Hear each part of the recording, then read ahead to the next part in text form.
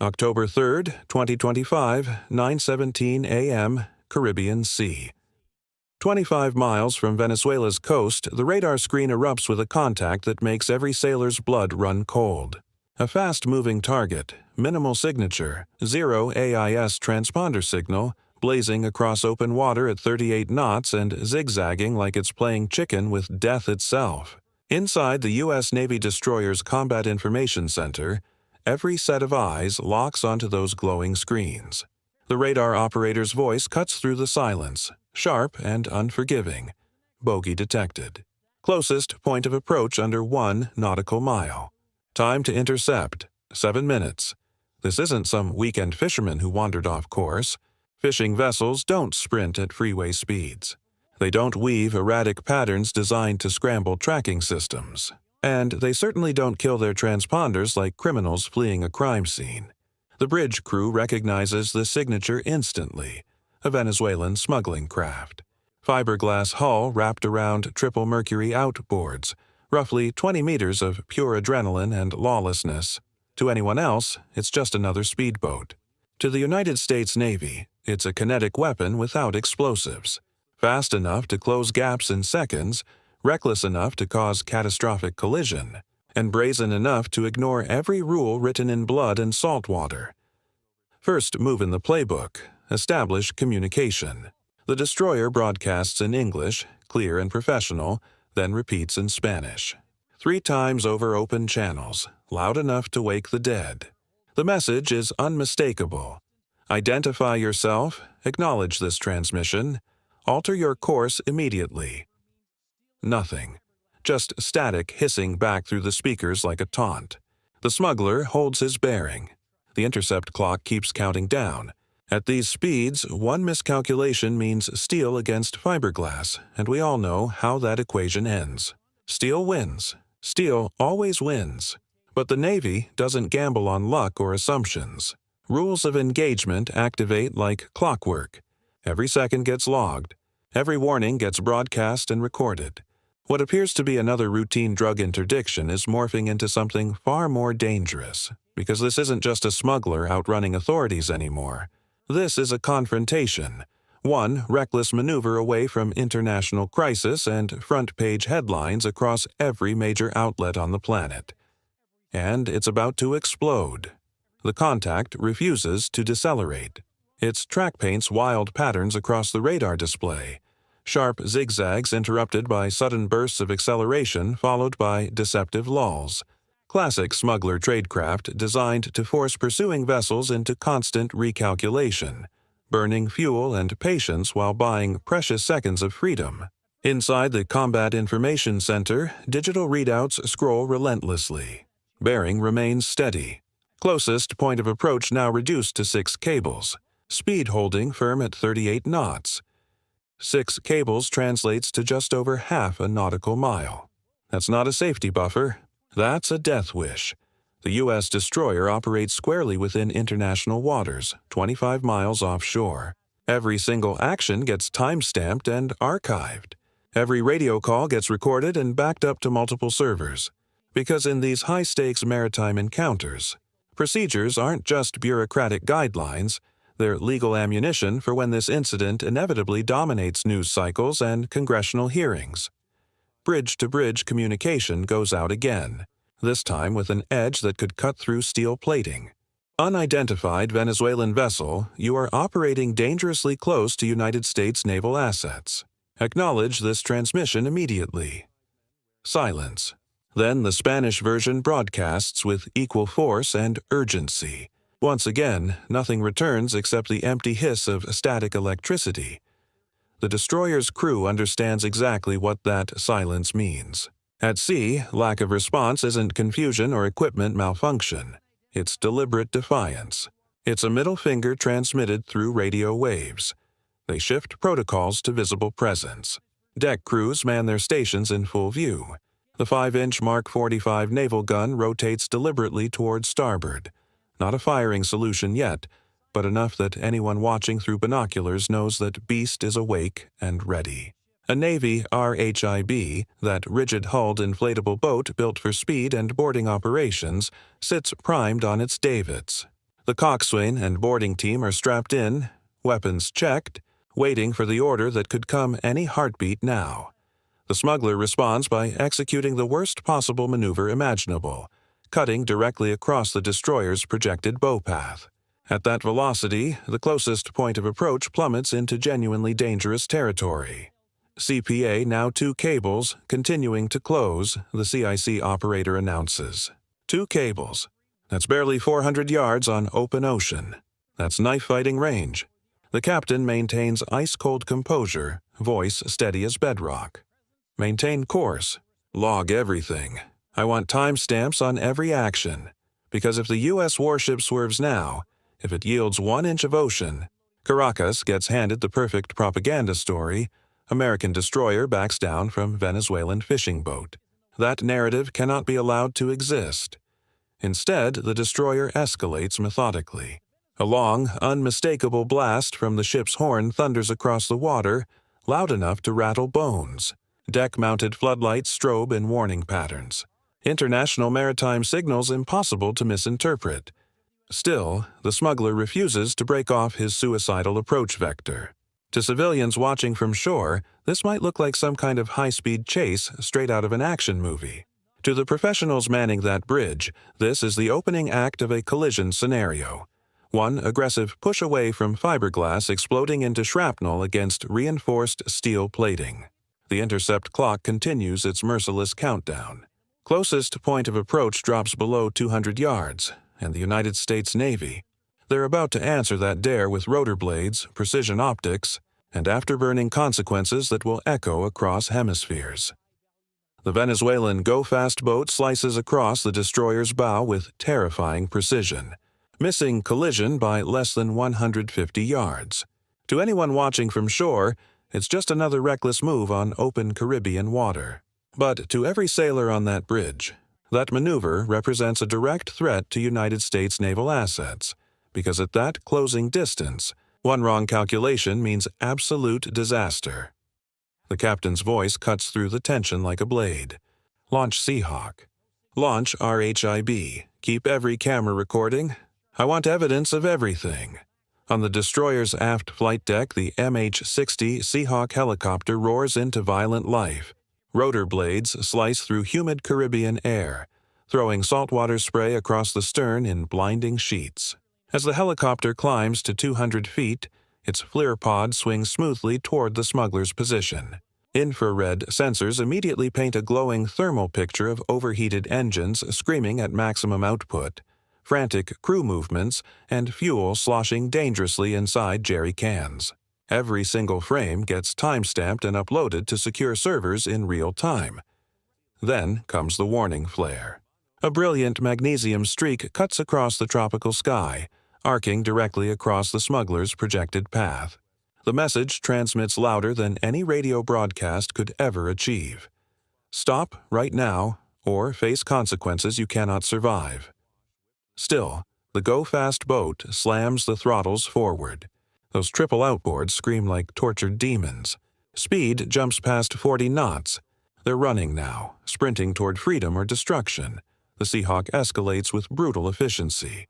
A green laser pulse, non-lethal but intensely visible, streaks twice directly across the smuggler's cockpit windshield. This isn't aggression yet, but it is the final warning before kinetic force gets authorized. Meanwhile, the destroyer deploys its RHIB at combat speed.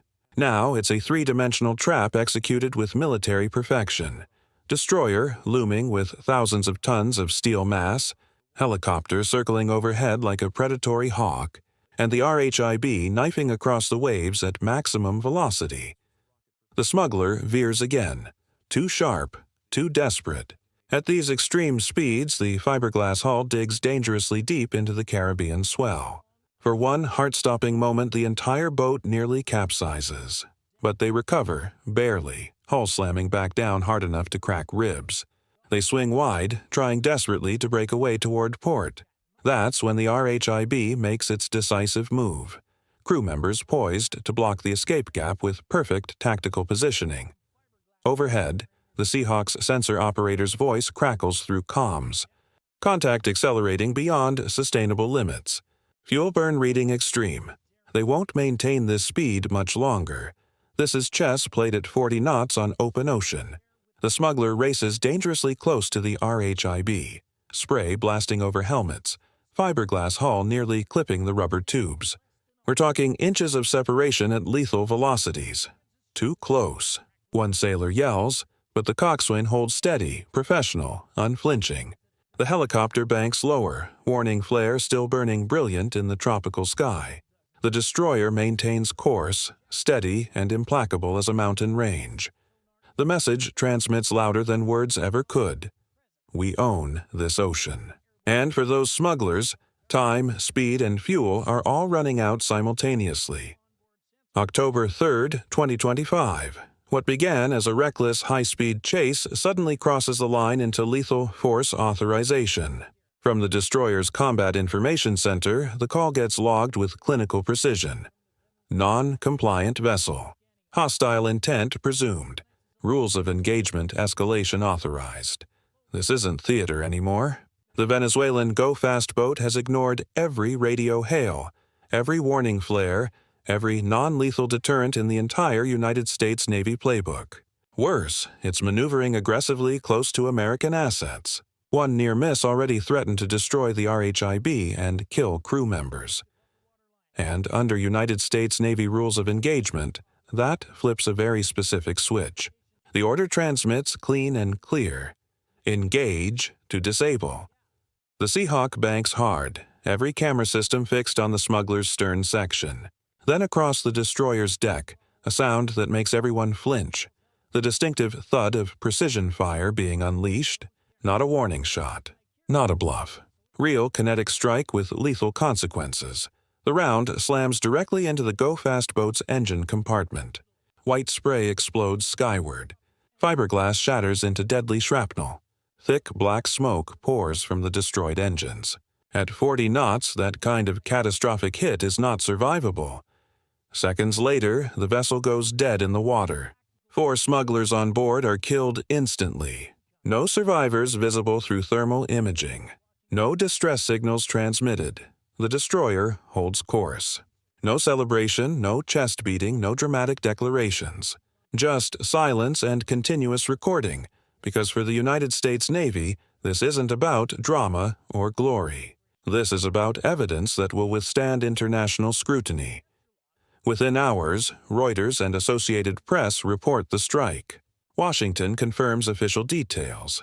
Venezuelan smuggling vessel destroyed in international waters. Legitimate interdiction against narcotics trafficking, fully within maritime law and rules of engagement. Defense officials release partial radar tracks and time-stamped communications showing repeated warnings ignored. In Washington's calculation, October 3rd wasn't an accident or overreach. It was enforcement, a demonstration of law, order, and consequences on open water. But in Caracas, the narrative shifts dramatically. To the Venezuelan government, this was an act of war, whether officially declared or not.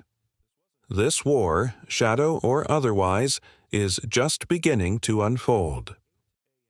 October 3rd doesn't exist in isolation. Just weeks earlier, September 12, 2025, U.S. Navy patrol aircraft tracked an entire flotilla of Venezuelan go-fast boats operating south of Puerto Rico. When interdiction teams moved in, the smugglers opened fire first, sustained automatic weapons fire aimed directly at American personnel. The response was swift and overwhelming. Precision strikes from helicopter-mounted weapon systems left 11 dead, vessels destroyed. Washington classified the operation as legitimate counter-narcotics action. Caracas called it murder.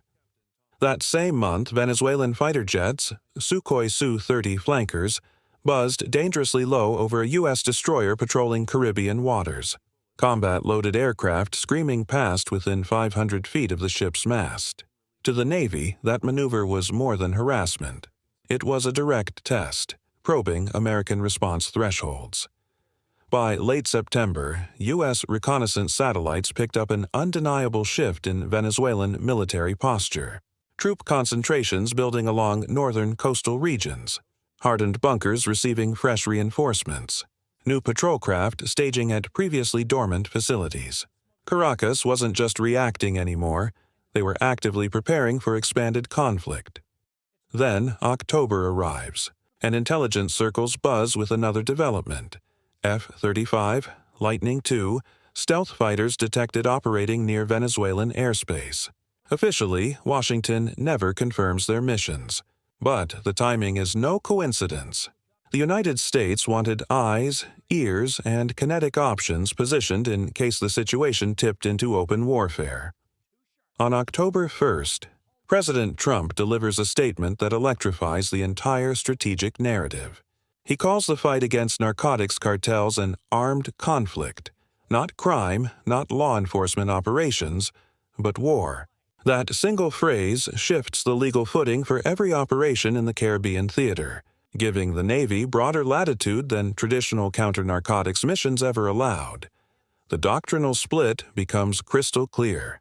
Washington frames these operations as hybrid law enforcement missions executed with military precision.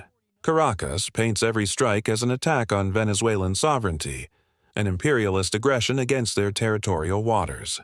For them, this isn't a drug war. This is national defense against American military encroachment. Look closer, and the October 3rd clash is clearly part of an ongoing strategic pattern. Venezuelan smuggling craft aren't just random criminal actors. They're increasingly tied to state-backed networks with financial and logistical support. U.S. intelligence has tracked monetary flows, fuel supply chains, and military-grade navigation equipment showing up on these supposedly civilian boats.